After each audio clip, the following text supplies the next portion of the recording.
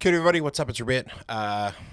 New setup. I'm trying to get the sound better. I'm trying to step up the quality, all right? I got the new iPhone 14. I mean 13, because my wifey's got the 14. Anyway, I've got the new phone. It's cinematic. It's got all fancy things. Samsung just, you know, they've obviously missed the memo. They haven't sent me a new phone to test, so I'm just going to have to use the Apple until Samsung send me a phone to test out. Just going to have to use the Apple.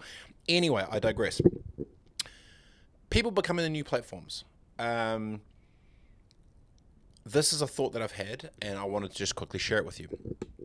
The thought is this: say for media that's gone around for the last couple of hundred years, mainstream media, let's say, it feels through COVID that 200 years of mainstream media has almost gone up the wayside, and people have lost a lot of trust in mainstream media in the last 2 years through COVID. So I was thinking more at a macro of going 200 years of mainstream trust essentially been eliminated in the last 2 years. Obviously, there's some organizations that do good and still have their thing, but at a macro, a lot of people now don't trust mainstream news, fake news, this and that, and whether it's a Trump thing or whether it's been accelerated through so much misinformation or stuff on social, whatever it may be.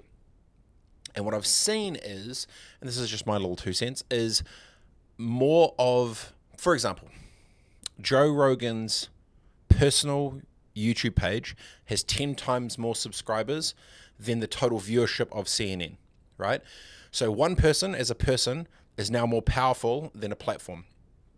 And I think it may obviously swing back and forth, but it's very clear that it was all platforms, you need to have the chance to get it, and now it's all person. So a question of the day for you is, who do you trust more?